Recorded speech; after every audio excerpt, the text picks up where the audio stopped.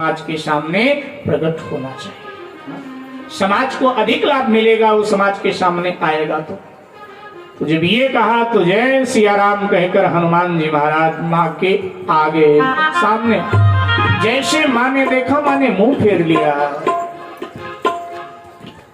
हनुमान जी ने कहा कि माँ आपने कथा बड़े ध्यान से सुनी, लेकिन जब कथा कहने वाला सामने आया तो आपने मुंह फेर लिया।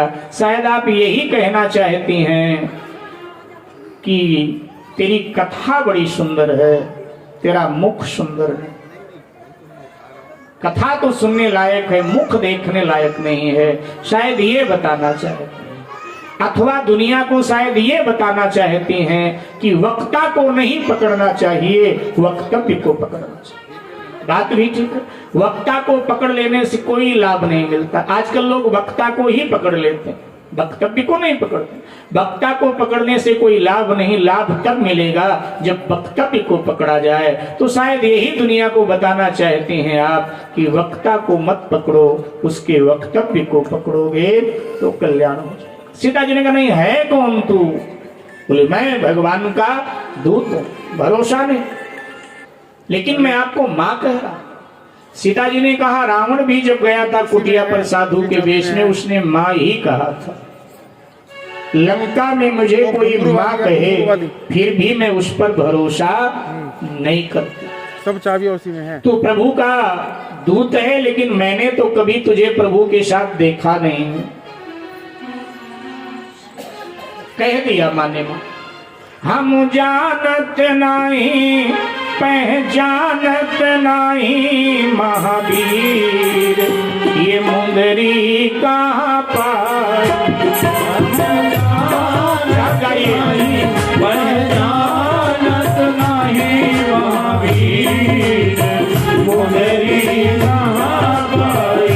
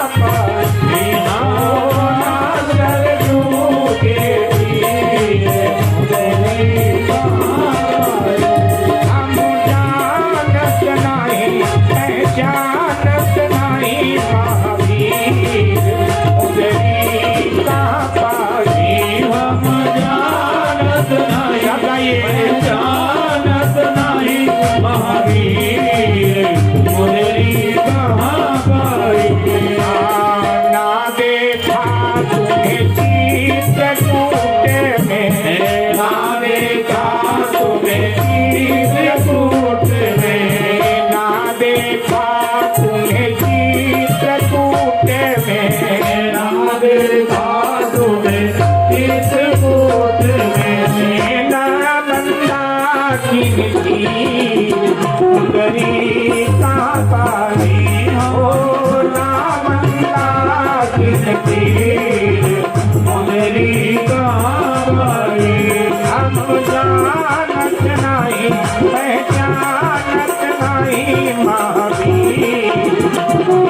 कहाँ पाई हम जानत नहीं, पहचानत नहीं महावीर मुरली कहाँ पाई।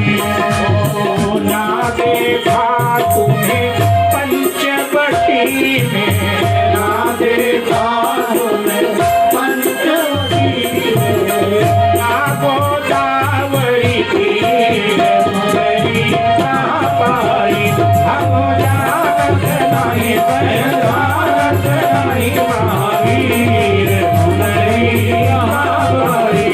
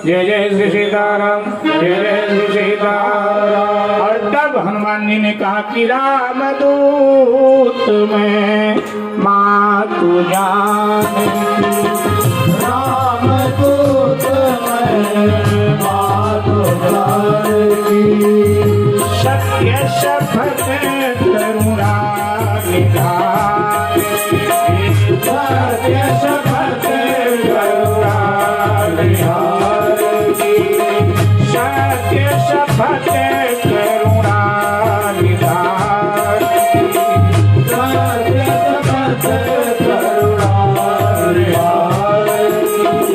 रामदूत में मातु जानकी, रामदूत में मातु जानकी, ये मुद्रिका मातु में आनी, ये मुद्रिका मातु में आनी, दीन राम तुम जय नानी, दीन राम तुम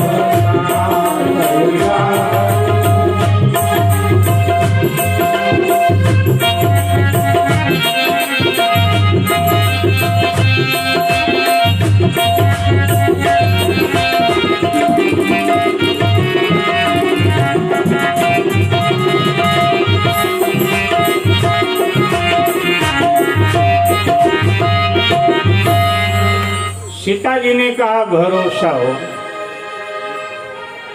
क्योंकि ये नाम करुणा निधान सीता जी के द्वारा ही भगवान को दिया गया था। क्योंकि भारत की नारी पति का नाम जो मूल नाम है नहीं लेती। आजकल अलग बात है, ऐसे पति को बुलाती हैं जैसे लगता है किसी नौकर को आवाज लगा रहे, तो अलग बात। मूर्खता की पराकाष्ठा। अच्छा, मूर्ख अपने को मूर्ख मानता भी तो नहीं, ये भी तो अपना श्री राधे पूरे संत भगवान की अपनी अकल और दूसरे की संपत्ति, दूसरे का धन ज्यादा लगता है। अपनी अकल ज्यादा लगती है, दूसरे का धन भी ज्यादा लगता है। मेरे भाई बहन,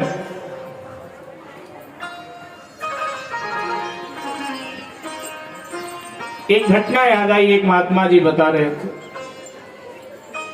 एक गांव में दो सगे भाई रहते थे। माता पिता का देहावसान हो गया था। अच्छा, जो बड़ा भाई था वो, उसका दिमाग एकदम कंप्यूटर की तरह बुद्धिमान, और छोटा वाला महामूर्ख। बड़े का ब्याह हुआ था तो उसकी पत्नी फेरा डालने गई थी मायके। पंडित जी से मुहूर्त निकलवाया तो पंडित जी ने कहा कि भाई पत्नी को विदा कराना है तो कल विदा करा, कल मुहूर्त अच्छा है, इसके बाद में मुहूर्त 1 महीने बाद मिलेगा। ठीक है। तो अब अगले दिन कोई बहुत जरूरी काम आ गया। अब बड़ा भाई जा नहीं सकता था, तो उसने सोचा छोटे भाई को भेज दो, ये विदा करा लाए। तो उसने छोटे भाई से कहा, भाई तू हमारी ससुराल चला जा, अपने भाभी को विदा करा ला, मैं बड़ा व्यस्त हूँ, मैं जा नहीं पाऊंगा। बोला ठीक है चला जाता हूँ। जाने लगा तो उसको लगा कि ये मूर्ख है, थोड़ा समझा दूं। तो उसने कहा भैया तू मेरे ससुराल जा रहा है, भाई के ससुराल, तो वहां कोई कुछ अगर तुझसे पूछे तो थोड़ा सोच समझ करके हाँ ना करना। बिगड़ गया, बोला मुझे तुम मूर्ख समझते हो क्या, मुझे नहीं मालूम कैसे हाँ ना किया जाता। तो उसने कहा नहीं नहीं मैं मूर्ख नहीं समझता, तू मुझसे ज्यादा बुद्धिमान है, लेकिन चूंकि मेरा छोटा भाई है, बड़ा भाई होने के नाते मैं तुझे समझा रहा हूँ। अब ये चल पड़ा तो रास्ते में सोचने लगा यार हाँ ना में कोई बड़ी बात जरूर है। तभी मेरे भाई ने कहा कि भाई सोच समझ के हाँ ना करना। तो इन साहब ने संकल्प किया कि पहला प्रश्न कोई पूछे भाई के ससुराल में तो हम कहेंगे हाँ, दूसरा कोई प्रश्न करेगा तो हम कहेंगे ना। हाँ ना के सिवाय हम कोई बातें ही नहीं करेंगे। और ये मन में सोचते सोचते साहब पहुंच गया। ससुर साहब बाहर बरामदे में बैठे थे, देखा दामाद जी के भाई आ रहे हैं, उठकर खड़े, आओ भाई आओ, बैठो बैठो, हाल चाल प्रारंभ। गांव में सब ठीक है? बोला हाँ। तुम्हारे भाई साहब ठीक हैं? बोला ना। ये संकल्प लिया था, इसके अलावा कुछ बोलूंगा। गांव में सब ठीक है? बोला हाँ। तुम्हारे भाई साहब ठीक हैं? बोला ना। तो क्या बीमार हैं? बोला हाँ। कुछ दवा लिया? बोला ना। तो क्या ज्यादा बीमार हैं? हाँ। तो पसीना पोंछते हुए ससुर जी ने पूछा बचने की आशा है? बोला ना। तो इतने भयानक बीमार हैं? बोला हाँ। तो रोते हुए ससुर जी ने पूछा अभी जिंदा तो हैं? बोला ना। तो जैसे बोला ना तो ससुर जी दहाड़ मार मार कर रोने लगे। पूरा परिवार पूरा गांव इकट्ठा हो गया। हाय हाय, ब्याह को महीने नहीं हुए, न जाने क्या बिटिया भाग्य में लिखा के आई थी, न जाने क्या लिखा के आई थी। चर्चा होने लगी, सब रो रहे हैं। अच्छा इसको लग रहा है कि शायद भाभी को विदा कराने जाओ तो ऐसे ही सब कुछ होता है, जो चल रहा है यही सब चलता है। तो इसने कहा कि भाभी जी को विदा करो ना। तो उसने रोते हुए ससुर ने कहा कि बेटा अब तेरी भाभी कभी नहीं जाएगी वहां। क्यों? अब तेरी भाभी विधवा हो गई, वहां जाके क्या करेगी? बेटा तुम जाओ। और ये आदमी चल पड़ा। शाम होने वाली थी, इसका भाई बार बार घर से निकल के बाहर देखता था, अभी आया नहीं। देखा तो अकेला आ रहा है, तो सोचने लगा यार क्या हुआ, विदा नहीं किया उन्होंने, क्या मामला। पहुंच गया, अरे अकेले आया, तेरी भाभी कहाँ है? बोला भाभी ये भैया कभी यहाँ नहीं आएगी। क्यों? बोले भाभी विधवा हो गई, अब वो आने वाली नहीं। उसने चुप, मैं जिंदा बैठा हूँ, भाभी विधवा कैसे हो गई? तो कहने लगा जब बुआ विधवा हुई थी तब भी तो आप जिंदा बैठे थे। तो मूर्ख तो मूर्खता का ही काम किया करता है साहब, और वो अपनी अकल को सबसे ज्यादा मानता है। अपनी अकल दूसरे का धन ज्यादा लगता है। देखो हम सब सनातनी हैं और सनातनी संस्कृति का हमें निर्वहन बड़े मनोयोग से, बड़े निष्ठा के साथ करना चाहिए। पाश्चात्य सभ्यता ऐसी हावी हो रही है कि पूछो मत, युवाओं पर खासकर ऐसी हावी है। जो अपने पूज्य जन हैं उनका नाम नहीं लेना चाहिए। बड़ी कुछ बहुत जरूरी बात हो तो क्षमा पूर्वक। हमारे गांव देहात में तो भाई कोई अधिकारी आ जाए पुराने जमाने में और पूछे किसी पत्नी से क्या नाम है, तो बेचारी वो पढ़ी लिखी तो नहीं होती थी, लेकिन मर्यादा का ध्यान होता था, पड़ोसी को आवाज दे देती थी, भैया जरा उनका नाम बताया था। ये मर्यादा। तो जानकी जी ने अलग से भगवान को नाम दिया था कि मूल नाम लेके तो बोला नहीं सकती, तो अकेले में ठाकुर जी को कहा कि देखो मैं करुणा निधान कहकर बुलाऊंगी, ठीक है, जब करुणा निधान बोलूं समझ लेना आपको बुला रही हूँ। ठाकुर जी ने कहा ठीक है। जब यहाँ से जा रहे थे हनुमान जी तो बोले ये एकांत का नाम है, अकेले में मुझे इसी नाम से बुलाती हैं, जब करुणा निधान तुम नाम लोगे उन्हें यकीन हो जाएगा तुम मेरे खास हो। इसलिए जैसे हनुमान जी ने कहा सत्य शपथ करुणा निधान की, माँ ने कहा भरोसा हो गया। रो रो करके माँ पूछ रही हैं रघुनाथ जी ने मुझे भूला कैसे? अरे जयंत ने तो चरणों में चंचू प्रहार किया था और जयंत के पीछे उन्होंने बाण लगा दिया था और रावण ने मेरा अपहरण कर लिया, इसके बाद में भी उनको मेरी चिंता है। भगवान ने कहा कि नहीं माँ, आपसे उनका दूना प्रेम आपके प्रति। ध्यान दीजिएगा, हनुमान जी हैं कौन? रामदूत। और दूत का कार्य क्या होता है? दूत का कार्य होता है कि स्वामी के स्वजनों में स्वामी के स्वभाव की स्थापना करना। सावधानी से सुनिएगा, स्वामी के स्वजनों में स्वामी के स्वभाव की स्थापना करना और स्वामी के जो शत्रु हैं उनमें स्वामी के प्रभाव की स्थापना। यहाँ सीता जी से जब हनुमान जी बात कर रहे हैं तो यहाँ राम जी के स्वभाव की चर्चा कर रहे हैं। सीता जी तो उनकी अपनी हैं, तो राम जी के स्वभाव की चर्चा कर रहे हैं कि माँ आपको तो पता है रघुनाथ जी का स्वभाव ऐसा है ऐसा है ऐसा। लेकिन आगे जब हनुमान जी रावण से बात करते हैं तो भगवान श्री राम के प्रभाव की चर्चा करते हैं। सूत्र के रूप में इसीलिए बोला गया कि दूत का राजदूत का कार्य होता है कि शत्रु के हृदय में स्वामी के प्रभाव की स्थापना कर देना और स्वामी के स्वजनों में स्वामी के स्वभाव की स्थापना कर देना, और हनुमान जी इसमें पारंगत हैं। तो कहा मां आप इस तरह बात सुनो, बस कुछ दिन और धैर्य धारण करें, मेरे जाने की देर है कि रघुनाथ जी सेना सहित लंका में ही आपको मिलेंगे। माँ मैं मजबूर हूँ, ये आपके आंसू मुझसे देखे नहीं जाते, लेकिन करूँ क्या, मजबूर हूँ, भगवान ने मुझे आज्ञा नहीं दिया। अगर भगवान ने मुझे आज्ञा दिया होता तो मैं अकेला हनुमान सेना सहित रावण को मार करके आपको ले जा सकता था।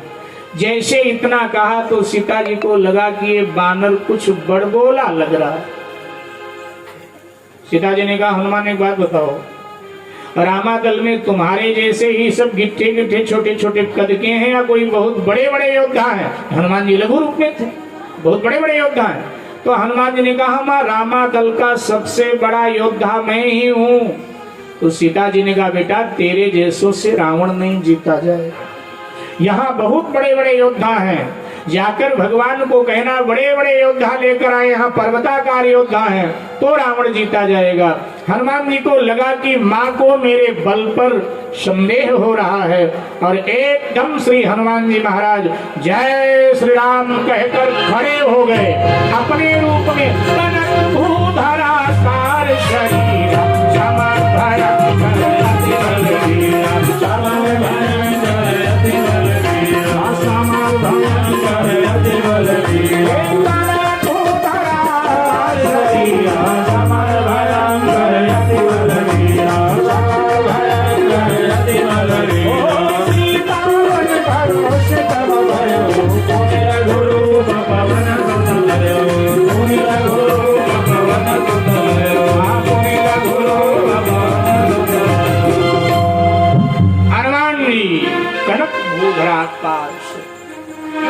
सीता जी ने देखा हो समझ गई छोटा हो जा।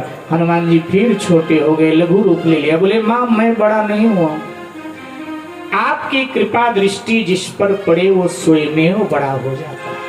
ये तो आपकी कृपा दृष्टि पड़ी अपने बालक पर, आपका बालक इतना बड़ा। माँ प्रसन्न हो, माँ ने उदारता का भंडार खोल दिया। माँ है ना, और हनुमान जी को माँ वरदान देने लगी, बेटा हनुमान अजर हो जा, तेरा कभी बुढ़ापा ना है। मेरे भाई बहन हनुमान जी का कोई चित्रकार बुढ़ापे का चित्र बना दे उसकी भावना है, वैसे हनुमान जी कभी बूढ़े हो ही नहीं सकते। हनुमान जी तो सदा युवा है, क्योंकि माँ का आशीर्वाद है, हनुमान तू अजर हो जा, माने तेरा बुढ़ापा कभी न आए। अच्छा, हनुमान जी युवानी के प्रतीक, हनुमान जी नवीन ऊर्जा के प्रतीक हो। शहर हो देहात हो, ये देखा जाता है कोई भारी भरकम वस्तु ना उठ रही हो, लोग उठा रहे उठ ना रही हो, एकदम जोश में आके कहते बजरंग बली की जय, और एक ही झटका में उठा करके काम देते। हनुमान जी नव ऊर्जा के प्रतीक, हनुमान जी युवा अवस्था के प्रतीक है मेरे भाई। तो कहा अजर हो जा अमर हो जा, हनुमान जी अमर है, मानव लोक में ही वो निवास कर रहे हैं।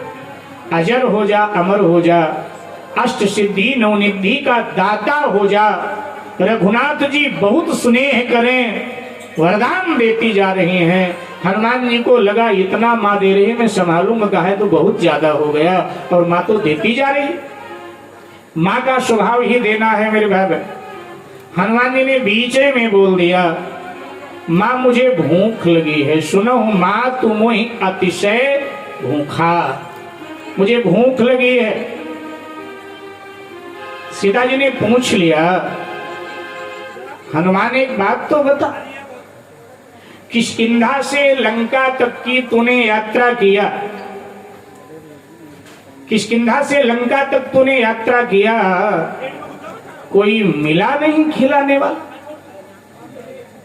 आते ही कह रहा है मुझे भूख लगी है। हनुमान जी ने कहा कि मिलने को तो मां बहुत मिले, किष्किंधा से लंका तक की यात्रा किया, मिलने को बहुत मिले, लेकिन सब खाने वाले मिले, खिलाने वाला कोई नहीं मिला। सिंहिका मिली, उसने कहा खा जाओ, सुरसा मिली, उसने कहा खा जाओ, लंकिनी मिली, उसने कहा खा जाओ। जितने मिले खाने वाले मिले, खिलाने वाला कोई नहीं मिला। खिलाने वाली तो केवल और केवल एक माँ ही होती है, बाकी तो संसार के जितने संबंध हैं सब खाने वाले हैं, खिलाने वाले कोई नहीं। जितने हैं सब खाने वाले, खिलाने वाली केवल और केवल माँ ही हुआ करती। जय जय। खिलाने वाली केवल और केवल माँ हुआ करती। माँ मैं जन्म जन्म का भूखा हूं, आप खिलाओगी तो ही मैं तृप्त होऊंगा। हमारे अवधि में कहावत है कि मघा के बरसे से और माँ के परसे से, मघा नक्षत्र में जब बादल बरसते हैं, पृथ्वी जल से आप्लावित हो जाती है, पृथ्वी तृप्त हो जाती है, और माँ जब संतानों को खिलाती है परोस कर, तो संतानें तृप्ति का अनुभव करती। यह उदी कहावत।